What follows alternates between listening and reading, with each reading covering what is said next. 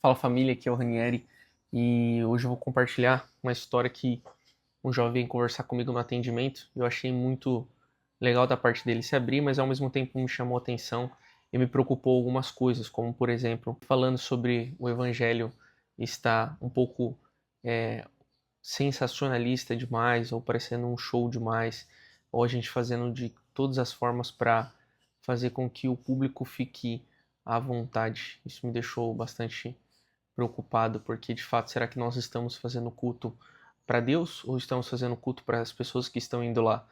E uma coisa que me chamou muita atenção foi isso, é sobre isso que eu vou falar com você hoje. Eu estava nesse atendimento e aí quando ele olhou para mim, com aquele olhar meio perdido, sabe? E ele falou assim: "Rani, será que o evangelho ele não está fácil demais? Será que o evangelho ele não está jovem demais? Ele não está moleza demais? Não está legal demais?" E aí na hora assim, eu olhei para ele e comecei a olhar, falei: "Cara, fácil para quem? Tipo, que evangelho que você tá vivendo? Porque não tá fácil pra mim. Não tá fácil nos atendimentos que a gente faz. Não tá fácil em um adolescente vir conversar comigo, ou um jovem vir conversar comigo, expor os problemas dele, e a gente ter que achar, ir ali na Bíblia e ajudar as pessoas. E aí eu me questionei, que evangelho aquele jovem estava vivendo? Que evangelho você está vivendo? Porque quando a gente pensa que o evangelho está fácil demais, muitas vezes a gente pode pensar que a gente tem uma certa um negócio instalado dentro de nós que nós olhamos para coisas que estão acontecendo com nós e a gente generaliza isso daí. E quando na verdade pode não ser.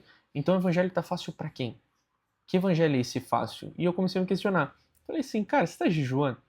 Ele, não, eu tô. Você está lendo a Bíblia? Não, eu tô. Você está discipulando? Não. Aí eu falei assim, por isso o evangelho está fácil para você. Cara, das duas coisas, dessas coisas, alguma você não está fazendo. Ou não está jejuando, ou não está orando, não está lendo a Bíblia, ou você não está discipulando.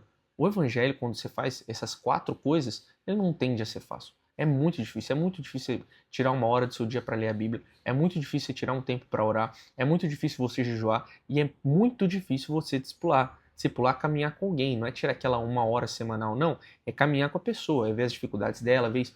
Cara, se tá fácil o evangelho, ou será que nós estamos reduzindo? Porque essa é a outra questão. Nós estamos reduzindo o evangelho a ir num culto.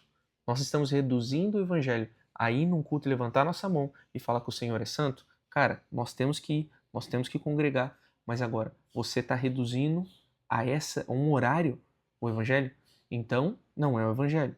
É um show, tá? Mas nós sabemos que a questão aqui é mais sobre a mentalidade. Quem está vivendo esse evangelho? De que forma você está vivendo o evangelho? A situação me fez lembrar de um texto lá em Amós, lá no capítulo 5, na verdade entre o 4, 5, 6, ele começa a questionar sobre a maneira que aquele povo estava adorando ao Senhor, né? Porque eles iam lá na igreja, pulavam, eles iam nos templos, eles iam nas reuniões, faziam até tudo o que é religioso, porém eles não faziam do coração deles. E será que essa geração, a nossa geração, está fazendo de qualquer jeito? Está fazendo como se fosse certamente só ir lá, levantar a mão, pular, dar risada, gritar e acabou? Acabou por aí? Cara, esse não é o evangelho que eu quero viver. Esse não é o evangelho que você quer viver. Eu tenho certeza. É muito engraçado porque a geração de Amós era uma geração que ela estava mais preocupada com o próprio espetáculo. Não era uma geração que está preocupada se está cheia do Espírito Santo ou não. Ela estava preocupada com o espetáculo ali acontecendo. E será que a nossa geração está nesse lugar? Agora, o que a gente faz para não estar nesse lugar de Amós ali, de levantar as mãos por levantar, de ir no culto por ir e nada mudar na nossa vida? É simplesmente a gente fazer esses quatro pilares. Você tem que ter um tempo de oração, você tem que tirar um tempo para jejuar, você tem que tirar um tempo para orar e você tem que cuidar de pessoas. Esse é o evangelho. Esse é o reino de Deus. Se você não faz uma dessas quatro coisas, provavelmente você está vivendo errado.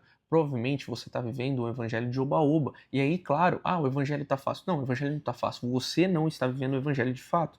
Então não é que o evangelho facilitou. Não é que o evangelho está mais fraco. Não, o evangelho está forte. Só a questão é, você está vivendo ele na plenitude ou não?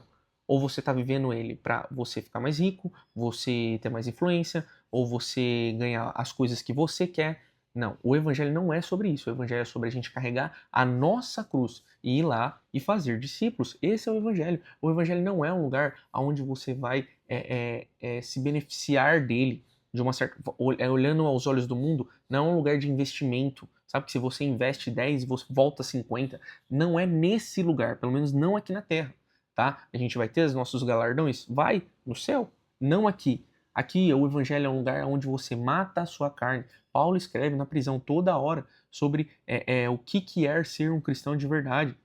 Ele fala que ele se torna escravo do evangelho. Paulo fala sobre isso. Paulo fala sobre morrer por evangelho. E você tá achando que você vai lá, vai encontrar uma namorada, e aí você vai viver no oba-oba, e você vai ficar numa introdução, de repente, você até serve a Deus, só que você é vazio por dentro. Você é vazio. Então não é que o evangelho é mais fraco. Você, na verdade, é um cristão fraco. E não o evangelho se tornou fraco. Mas para viver uma outra vertente, para viver do outro jeito, dói. Discipular dói. Ler a Bíblia, dói. Não é todo dia que você quer. Jejuar, dói.